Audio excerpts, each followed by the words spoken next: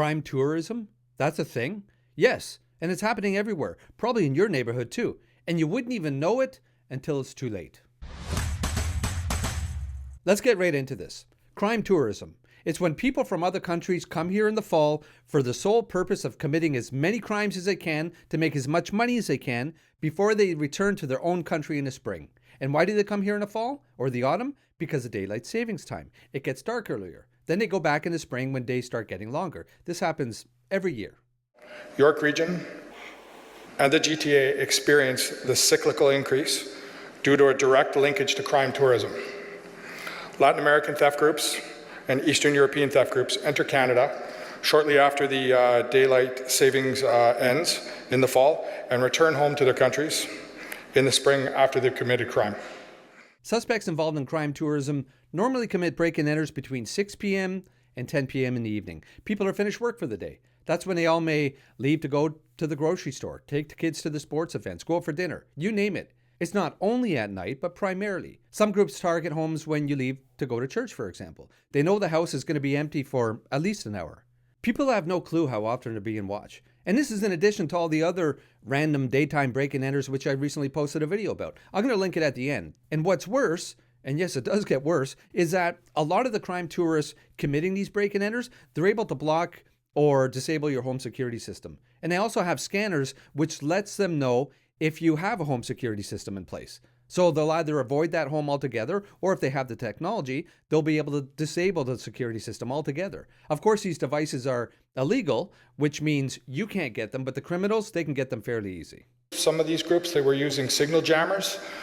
Signal jammers are generally used to defeat wireless cameras, it defeats radios, it defeats cell phones, it dampens that area. So a lot of the cameras that are set up by residents, it'll defeat that. That's from York Regional Police. I'll be showing a few more clips. They just arrested 20 people related to crime tourism, and they laid over 200 charges. Well done. But what's the punishment going to be?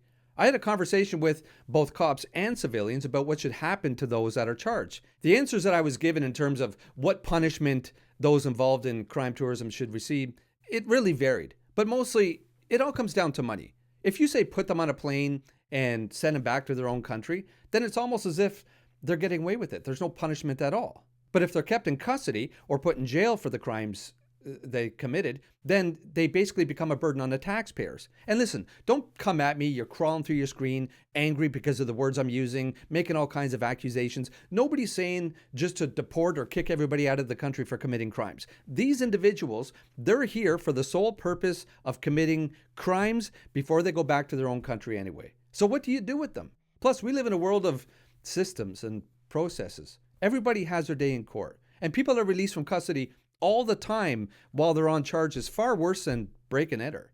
So the chances are, until their day comes, they're going to be released back to society in public to keep committing the same offenses without fear of punishment. It's no secret. Everybody knows about the soft on crime revolving door justice system currently in place. Every single one of these individuals arrived in York Region from outside the borders of Canada. And we believe their sole purpose for coming here was to commit crime for profit. As Deputy Almeida stated, 20 individuals have been arrested and a warrant in the first has been put out for a 21st individual.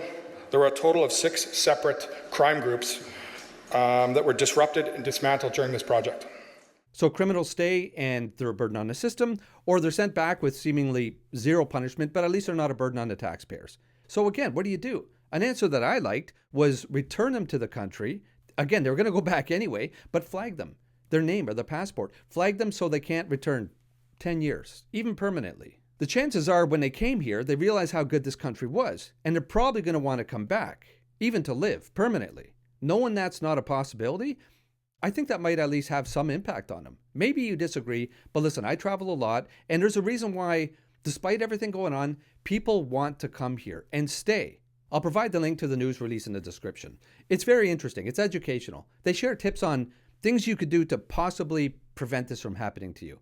I've made videos about this as well. Again, search CPTED in your favorite browser. CPTED stands for Crime Prevention Through Environmental Design. There's all kinds of things that you could do to make your home or your business less of a target. It's not 100%. Nothing is. One of the homeowners, so the victims who had their place broken into, she shared her victim impact statement. As human beings, we all want a sense of security. And your home is supposed to be the one place where you feel safe and secure. Sometimes it's good to be shaken out of our comfort zone so we could grow, but it should be by choice. To have your sense of comfort and security taken away from you, stolen from you, and having your home ransacked and precious valuables, memories stolen from you, it has long-term psychological effects on a person. When you think of the suspects or the accused and what might be fair to them in terms of punishment, think of the victim as well, how their lives are impacted forever by something out of their control. Pieces of jewelry passed down for generations. The victim impact statements, they can be very powerful, and the victims need to be heard and put first. A break-in is more than a criminal act. It is a violation, a personal violation. It shatters a person's sense of safety and security and invades the very space that they should feel most protected. Some of the topics I talk about in these videos, they can be difficult to hear. I bring my policing experiences into the mix, and I try to offer some insight. But I never talk about a problem without offering some type of solution.